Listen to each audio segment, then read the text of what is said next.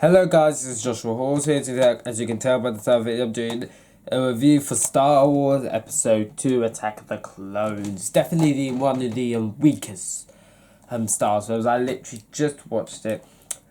And there's a lot of... It's not necessarily a bad film, it's pretty good, it's alright, but it's just a lot of flaws with it. If it looks like I'm tired, I am, because that film was... It dragged so much, that's the real problem. It feels longer than it actually was. Like, it was only 2 hours and 10 minutes. It felt like 2.5, maybe. Like, literally, an hour into it, it felt like 2 hours or something. So it has a real problem of, like, dragging and the pacing. Another huge problem it has is that usually Star Wars films, which is why, although Episode 1 has its flaws, it's still a pretty good film, it has one narrative that drives the story. That's how pretty much all films should be like. It have one main narrative, and that kind of drives the story forward. Not this. This had two narratives that are completely different, and then at the last minute they want to connect them. Like, that's a real problem this film has. So basically, what's the main part of this film? The clones feel like kind of a side part, which is quite surprising considering the film's called Attack... Sorry. Which is quite surprising considering the film's called Attack of the Clones. You'd think that'd be a big part. They are a pretty big part, but they're not really that important till the end, I wouldn't say. So what were these two main narratives? There wasn't one main narrative, it was two main narratives.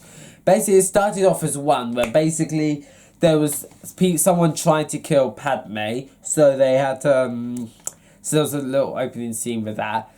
But then Obi-Wan Kenobi went on to was on the quest to find out who is trying to kill Padme. Anakin, so they're different tasks looking after Padme. Those are your two narratives that, apart from the beginning part, they don't really connect or intertwine near the end. Yeah, so yeah, first of all, Ian McGregor, he's really good as Obi-Wan Kenobi. I liked him. He was quite good, he was quite entertaining. So, yeah. And Hayden Christensen. People give him a lot of hate as being Anakin Skywalker. I think he's really quite good. Some of the problems... Some of it is just the script. Like, although I think the prequel trailer the whole is quite good and enjoyable, the dialogue is terrible. It is literally bad. And basically, Anakin's storyline is basically he's... For the most part, trying to fall in love with Padme. If you watch episode 1, it's really weird because it looks like they have like 10 years between or something, which isn't terrible considering Princess Leia and Han Solo have 10 years between. But when you see it at that young age, knowing that they're going to be in a relationship, it's very weird. Because in this film, they look about the same age. So, yeah, they don't really have any chemistry together. Padme, who I believe played by Natalie Portman. The only other films I've seen her in is 4 and For the Dark World. I haven't seen 4 3 because I don't know if she's in it or not. In this film, she is just... She's boring, but she's even worse in the next film, which... That doesn't say anything else. I mean, episode 3 is one of my favourite Star Wars. I'm just saying she's worse in the other film. But she wasn't really good, wasn't that great. The chemistry between the two and the love just didn't work out. Hayden Christensen... So I know that you're focused on all the lines you get, but Anakin Skywalker, you need to think of better pickup lines. Your pickup lines were horrendous. So yeah, and let's talk about the main villain. You all know Darth Sidious is just hiding about until we find out who he really is. So the main villain pretty much is Count Dooku, which you don't even know he's a thing till over an hour in the film. And you don't even know he's a Sith Lord till like near pretty much the ending segment of the film. And he doesn't really get a big scene until like an hour and a half into the film. We first see him at hour and 13, but that's just when Obi-Wan's spying and nothing really important happened. We didn't even know it was Count Dooku. It wasn't until an hour and a half where he really got to kind of explore the scouts. So like, he's literally done nothing. That's why I really dislike these apprentices in these films. Like, Darth Maul has a lot of potential, but they just wasted him. Count Dooku, did pretty much nothing apart from the lightsaber fight near the end, which I'll talk about in a bit. In episode 3, if you watch that film, you know he's pretty much nothing. He's nothing to the plot, nothing. He's just not important. So, yeah, But although Hayden Christensen does get a lot of hate, and most of it's on the script because Hayden Christensen instead of played Anakin perfectly, especially in the scenes that mattered most, like in the scenes that build to his eventual turn to the dark side. He is brilliant. I don't know why he got the hate he did. He was brilliant as Anakin Skywalker. It just didn't click, that kind of relationship thing. But he was brilliant at the most important scenes that build to his turn to the dark side. Those were like the kind of real big important scenes, and they nailed it. The clones don't really get into the end. They're not like, they're just there for like an army, basically, of the Republic. So, yeah, let's talk about Can I just say, this film is a pretty decent film. It's a watchable, pretty good, decent film. If you put yourself in Anakin's shoes and all the stuff he's going through and all the kind of stuff he's having to go through, you start to feel more sympathetic towards him. You start to care about him more. So, yeah. But let's talk about that final segment of the film. Definitely the best part. There's a lot of lightsaber. There's a lot of battles, which are really cool.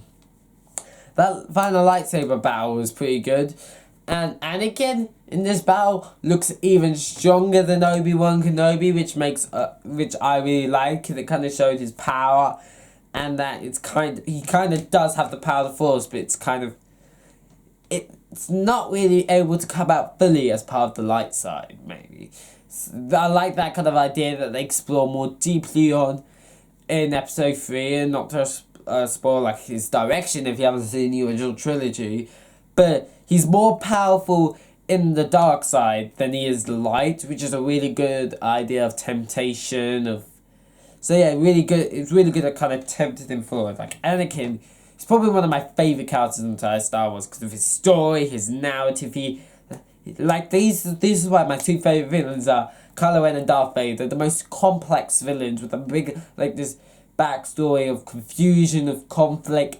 That's why I really liked it. But let's talk about that lightsaber fight. Yeah. So Anakin left looking really strong. More, although he kind of if you know the film, you saw the film, you know what kind of happens to him. He did look stronger than Obi-Wan Kenobi, his master, which I like their dynamic in this film. It was kind of like people they didn't really form a. I think they did. I think they kind of formed this family bond. The problem is when you're young, he is arrogant. I will admit that. He is very arrogant. He doesn't realise that he's actually intending good for him. Don't ask me what that was. He doesn't actually realise he's intended good for him. He feels like he's holding him back here and not foreseeing food. But he's actually just doesn't think he's ready. But he does believe he's ready in the future. And he kind of shows that although they don't get along a lot, they do care about each other, which I really like. And Yoda, we got to see how the lightsaber fight, and he is powerful. He's not only the white, Yoda's character could have literally have worked if he was this wise guy I am. He doesn't need to, he didn't even need to fight. He could just be incredibly wise and because he's got all the fightings behind him. But he fought in this film. It was really good. He still got it. Yeah, I just really enjoyed the ending, especially, and it really builds into the Clone Wars, which next week you will be seeing the review for Star Wars: The Clone Wars animated film, which last time I watched it I thought it was worse than this, but it might change now. We'll see. So overall, what are my overall thoughts on this film? It's pretty decent. It's not awful, but it's not great, but it's not awful. It builds nicely into the future of Star Wars. It builds nicely into the episode 4, the Clone Wars. It builds nicely to the future. It just drags so much and there's very little action, which is why I'm going to give it a 6 out of 10. It's not necessarily a bad film, it's just a bit boring. Some of the relationship between Padme and Anakin didn't really bond where they didn't really have a lot of chemistry. It was just It says a lot when near the end of a film, and it's still quite early. It's like 6 o'clock. So it's not like that late, and yet I'm yawning. So that's the real problem. It just feels so dragged. There was a lot of stuff you could have not put in there. Like, you didn't need to have it kind of as the main narrative. You could just have them, you know, build the relationship, and when he has to go over to save his mother, you can focus more on him. I believe he's like in this film for like 40 minutes or something. Let me check. This book literally, this is a pretty cool book. It literally like shows you how, there's a little information sheet that kind of shows you how long Anakin was in the film. So that was episode 2. 48 minutes. I don't know if you can see, but yeah. This is a really good book, by the way. I got it for Christmas once. I haven't really read it yet, but it does have I haven't read it like fully, which is something I'm meaning to do, but I've read some bits, and it looks like a really good companion book. Some bits I've written that's like the future of Star Wars, after like Secret. It's actually a very interesting book. So yeah, if you're interested, go and check it out. But I'm not getting paid by that, of course.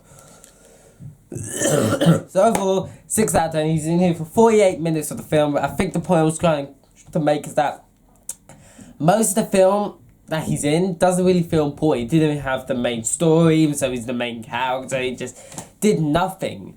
Even though they're building him as the main character. It's very weird, so yeah, that's pretty much all it for this video. I hope you enjoyed the video. If you did, don't forget to like the video, subscribe to the channel, and yeah, once again, I give this 6 out of 10. It's not a bad film, but it's not a great film. So if you enjoyed this video, I'll see you in the next one. Bye.